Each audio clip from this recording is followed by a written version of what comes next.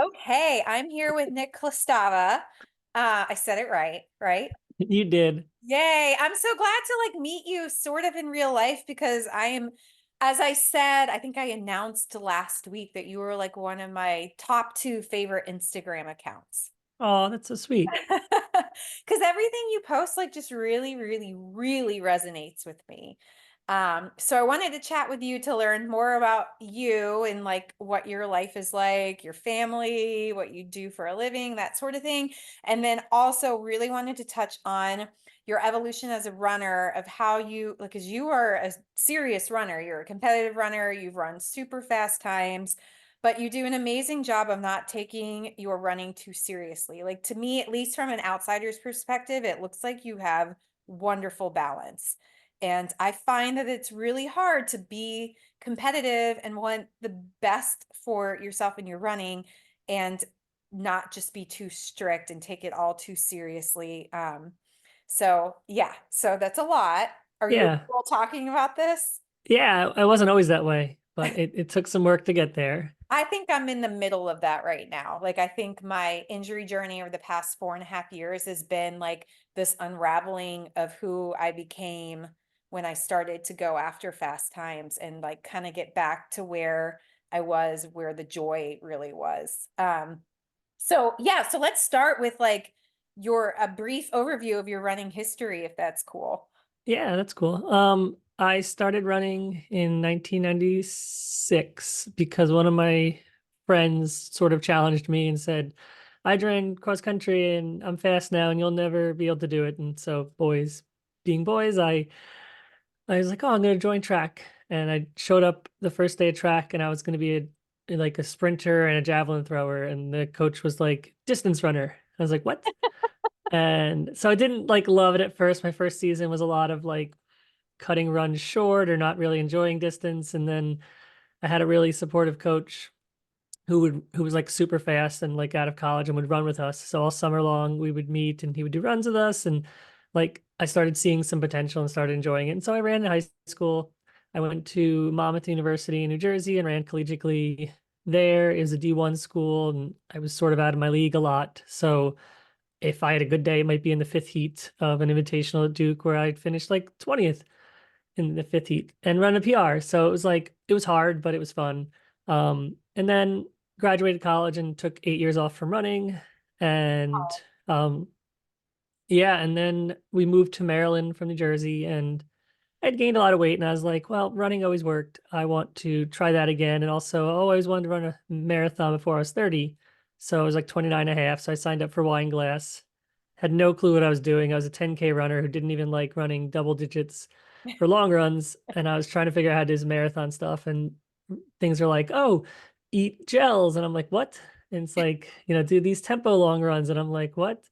And so yeah, I worked my way through all of that, and I made it just to have the. like a funny image of you like just trying to suck down these gels and you're like, what is this sugary consistency?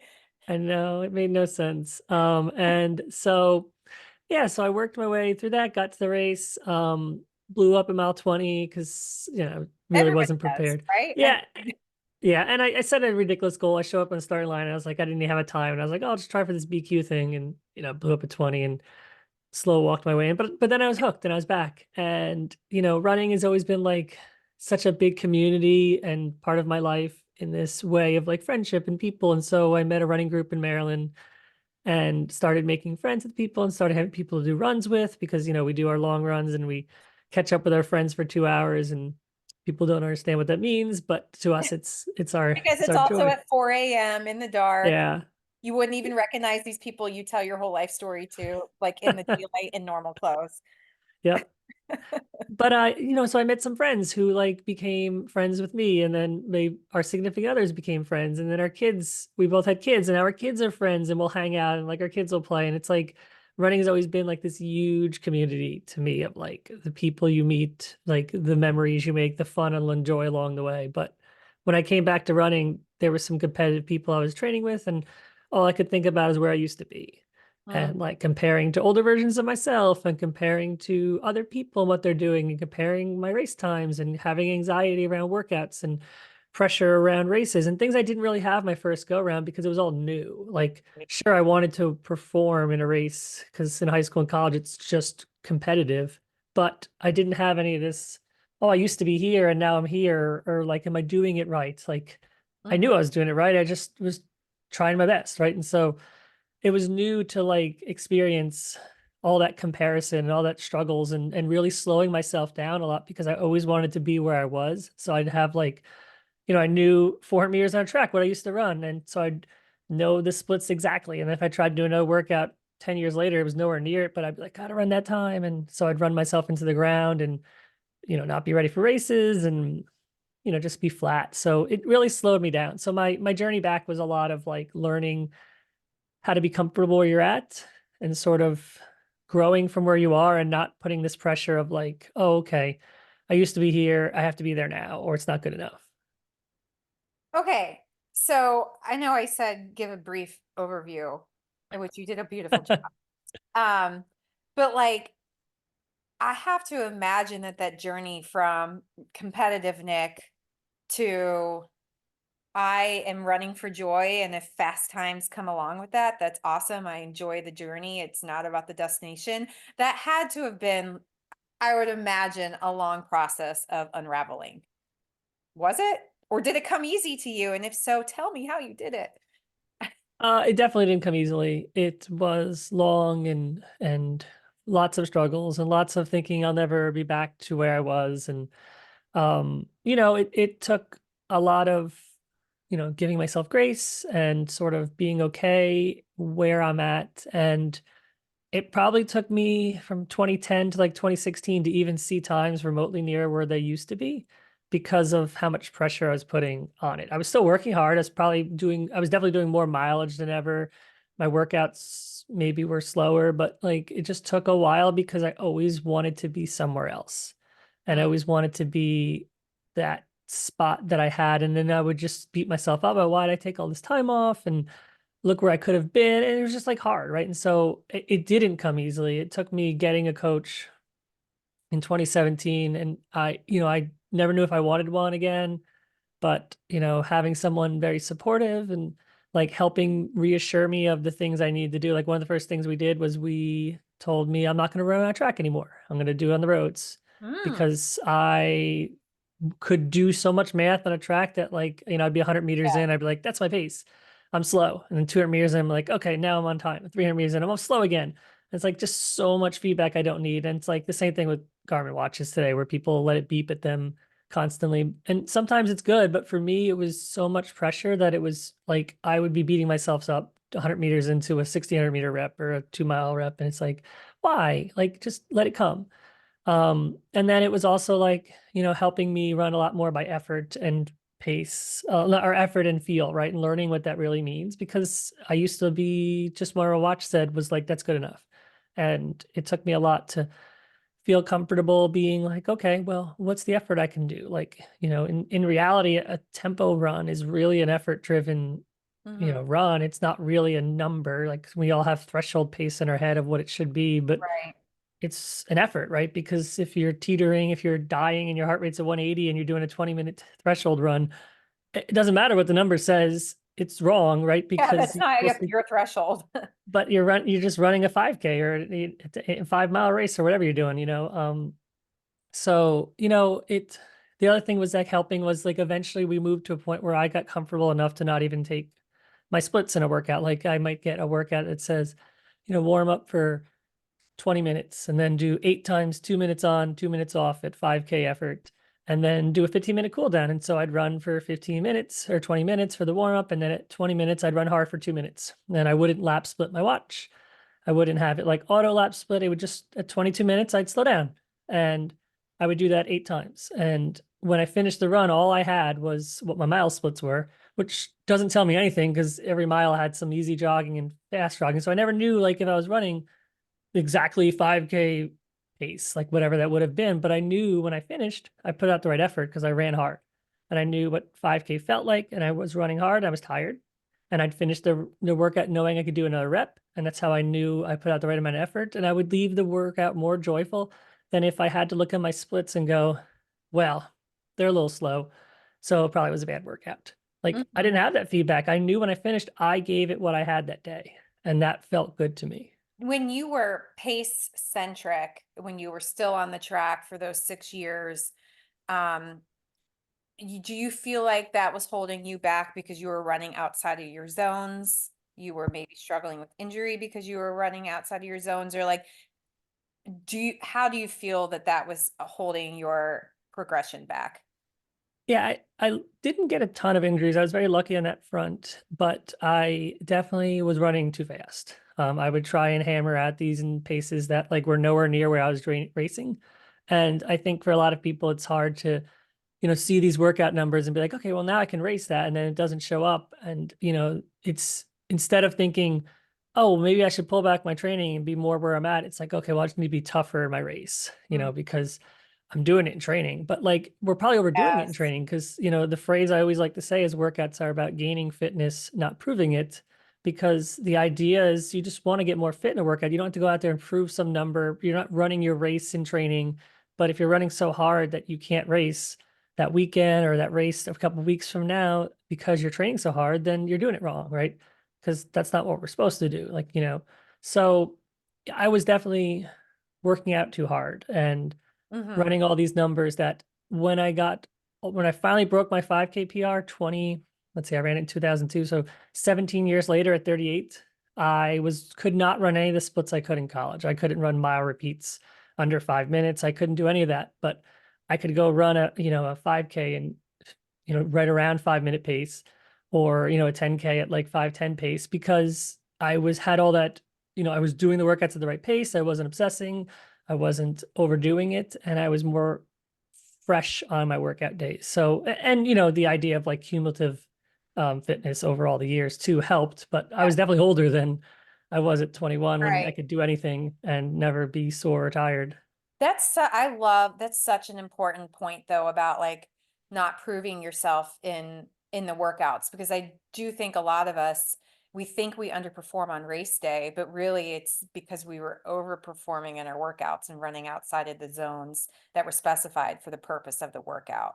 So how this begs the question, how do you feel about Strava then? Because like I love Strava as a community and you can cheer each other on, but it's so easy to fall into the comparison trap, and it's so easy even subconsciously to be like, I'm running this workout to look good on Strava.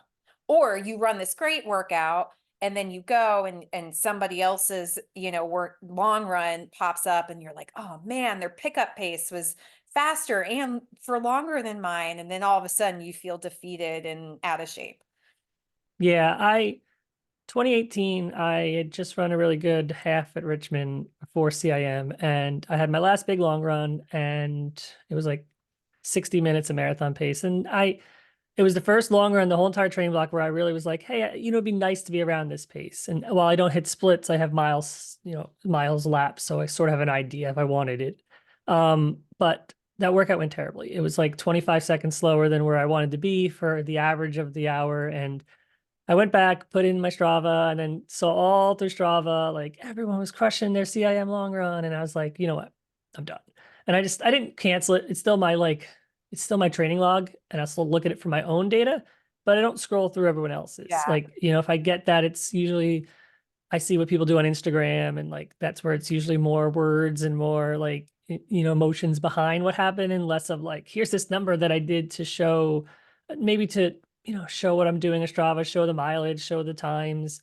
So I really started disassociating from Strava a lot in 2019, 2020. I think a lot of my runs aren't even in there anymore because I would run watch lists a lot of time, especially during COVID. But I think it definitely is not good if you feel like you're comparing to others because you'll always feel not up to their par with them because there's always someone faster than us and there's always someone doing more than us and there's always someone who has a different life than we have. And Right. Oh my God. comparing All of that. comparing to their life is like how do we know? Like maybe they have more free time, maybe they have a better dynamic with their significant other, their family, where they can run at certain times. It just works for them, and that's okay. We all have our constraints in our life, but like comparing to someone else without knowing anything else and then acting like we need to do that too is setting ourselves up for failure. It's like when you say that, it's so just rational and it's so just like duh, but yet we do it all the time. Like yeah, we assume that somebody else's situation is the same or better than ours. And so, why can't we be like them? But yeah, no, it makes perfect sense. So do you ever falter? Like, I know now you have like the proof is in the pudding, and so you can always fall back on, okay, well, I am joyful in my running. I've run these amazingly fast times, 20 plus years later after like my heyday of my youth. But do you ever find yourself, you know, having too much pressure or being too self-critical or falling into that comparison trap? Yeah, I mean, I'm a human, right? So Are we all you? struggle.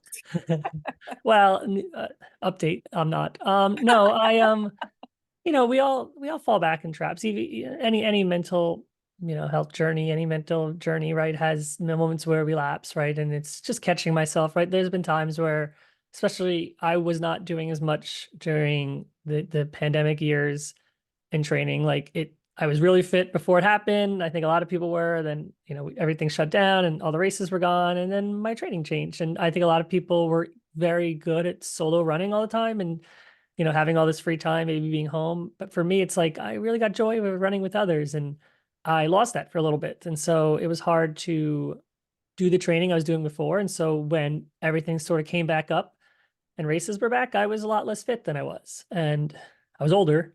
So, two things at the same time, but like, hitting my 40s. So I definitely found myself being like, oh no, like what happened? How did I get so far back? Like what's going on? And, you know, just like that in those moments, I had to be like, okay, well, I'm here. Let's be where, I almost sometimes tried to tell myself this is like your third restart, right? Like, you had a couple years where your training was subpar, you didn't take off, but like, let's get back to where you were the first time you came back from running after college. And like, you're here.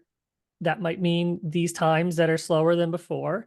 But if you ever want to get back to that, you got to be where you're at. Right. And so trying that again, but now with the confidence that I know that it works, if I do remove some of that pressure, helps me kind of in those moments to say, hey, I've already done that. I've already removed the pressure and it worked. It helped me succeed. So I can do it again. So this time around, it's like, having that confidence that I know, you know, that worked for me, but still fall in those moments, right? It's still sometimes I'm like, oh, I used to be as fast as that person or around them. And like now they're way faster. That's okay. Like I'll get back on my own journey. That's something that I've struggled with, that people that I ran with before I got injured in 2019, 2020, and haven't been able, like, they are running so fast. And it's sometimes like I shield myself. I struggle sometimes because I want to be an active participant in the community and be a cheerleader, but it does give me severe FOMO when I see those people, qualifying for the Olympic trials and stuff and being like, I was once faster than you. This is frustrating. Um, so what do you have? You're a running coach, and so I imagine that first of all, I know that you're probably the most amazing running coach. But second of Oh, all, thank you. I would imagine that you coach people who kind of were like Nick years past, and they might find themselves in, riding the struggle bus of, oh, I want to be where these people are, or I want to be where I once was. What do you tell them? Yeah, it's interesting, right? I think I've had a lot of runners come in and be like, hey, I don't need a lot. I just need a training plan and like, to be adapting. And then like, as they find that I am supportive and been through stuff, or just as they go through their own journey, it's like, oh no, like I need this workout struggled. Like, oh my God, threshold pace is so hard. Like, how do I do this? So I let people sort of like come in where they're at Hmm. and like meet them when they need it, right? So it's like, as important it's the importance of coach is like you're coaching a human being, right? So I call myself a humanistic coach because like it's really about the person, right? Everyone's like, oh, what training logs, what specific workouts do you do? Like that's not really what it's all about. Like, yes, there's workouts, their importance, building the plan around what your race you're doing and some build with it, right? But at the same time, like that plan gets thrown out the window as soon as I write it because something happens in someone's life. I'm coaching adults with kids or people going through moments in life or going through divorces or people dying, all those Yeah. moments of grief that are real hard, right? So like, how do you support them through that stuff? And how do you help them realize like, that they can chase their goals when their life looks different than before, right? That's the hardest thing for a lot of people, right? That's what I had to learn was like, well, I ran this PR 8 years ago, and here's how I did it. I did this amount of miles and this type of workouts. And now I have 4 kids, and this job is super stressful, and I barely have any free time, but I need to do that same training again because I won't feel confident otherwise. Well, how do we break that, right? Because you probably can't train the same way you could before. Like when I PR'd, I was doing 20 miles a week less Hmm. than what I did pre-kids, right? And I because my life love. was different. Yeah. And, so it's helping people realize to treat the moment they're in, right? Mhm. And what their life allows is what's needed because stress is stress, right? And your body doesn't know how many miles per week you ran.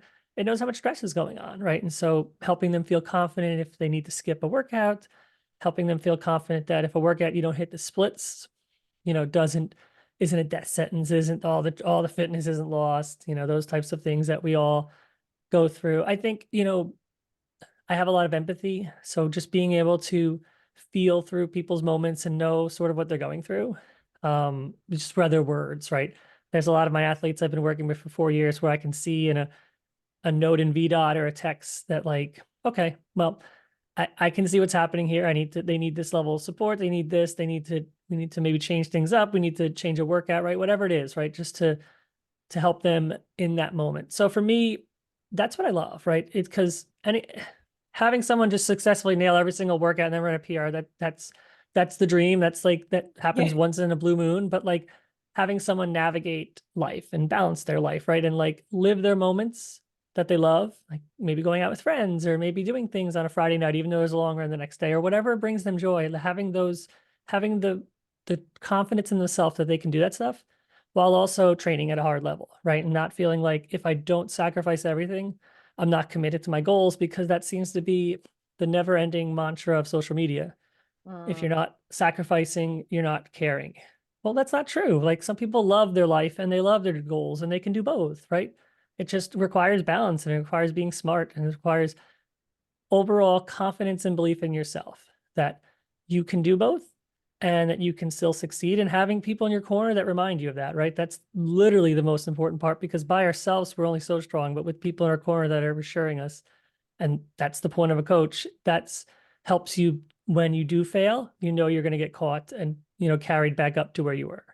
Oh, what I think my head's about to fall off from like nodding so much. Like I agree with everything you're saying and it all resonates so much. And yeah, you're right. Like we become friends with our athletes and we live through them. And it kind of like as an athlete ourselves, you see that everybody has something going on, that ideal that we have in our head, that you do the training plan, you execute the workouts, everything always feels perfect. It's just, it's elusive. It does not exist. And you're right, the what's portrayed in social media where if you're not like completely committed or dedicated, first of all, like so much research debunks that that's the way it's got to be, that actually can work against you if you're unbalanced. But also um where was I going with that? Shoot, that when you do that, a lot of those decisions are based in fear. Like you're afraid that if you don't do everything, your fitness is that delicate and vulnerable that it's all just going to fall apart. And when you, like you said, you have to have the confidence in yourself and surround yourself with people who also have confidence in you to remind you. Like that is such an important key for success. Yeah, exactly. And you're right. Like it just feels like to a lot of people that like, well, this demands everything of me, but that's not what it really means. It really means it just demands consistency and you to be confident and you to just show up and do the work when you have it, but you don't have to like always be doing the work and do everything possible in your life to only care about this one thing because we only care about when we come down to it and we have only one joy or one care in our life what happens when that one thing is taken away, what happens when we sacrifice everything for a race and it doesn't go according to plan, because if it's a marathon or any race, it can always go awry, even if we the perfect training, right? And so what happens when we're sitting there and we're like, oh my God, I sacrificed all this. I missed all this time that I love, all these things that I love because of this goal. And now I missed it. Those people end up sometimes leaving the sport and like, quitting because they're like, well, I need to do everything for my goals, but I can't do it all. Well, how about we start in the middle? Like we're an extreme all or nothing society where either we're doing everything for it and we succeed or we do nothing for it because we don't care about it. Well, the gray area, why don't we hang out there where we balance our life and have fun? And yes, sometimes it's messy and rough and it requires a lot of trust in ourselves and the people around us. But that's where the magic happens, right? Because we're bringing our life along for the journey, not stopping our life for running. Yeah, that's beautiful. And yeah, I mean, it really just comes down to don't put all your eggs in one basket because you're really setting yourself up for disappointment if you do. So along with the run coach, what do you have another day job? I do. I am a software engineer. Well, mostly like that's my degree. I'm mostly project management now. Like, but so it really works well with being a coach because a lot of the leadership abilities I learn at work help me sort of work with athletes. And then some of the trainings I get from coaching and learning how to work with athletes helps me be a better lead at work. So it's like a nice balance. I like the intellectual challenge of like technical work. And then, having the fun of like working with athletes and getting to work at a personal level and work through training and loving that part too. So it's a nice balance. Yeah, it sounds it. And then what are the ages of your kids? They're 7 and 5. 7 and 5. Okay, you're 2 years, about 2 years behind my kids then. Well, awesome. Well, thank you so much for taking the time to connect with me. I really enjoyed talking with you, and I will continue to enjoy your Instagram because, well, first of all, it's funny, but also it really I just love how measured it is. Well, thanks. And thanks for having me on. This was so much fun to talk about all this stuff. I really like to get a platform to kind of discuss this fun side of running, I think. Yeah, and you do a great job, like really. So everything you post, I'm just like, yes, I thought that exactly, or this is what I'm struggling with, and he puts it out there just so like plainly and just powerfully. So thank you, Nick, for your time. Yeah, thank you.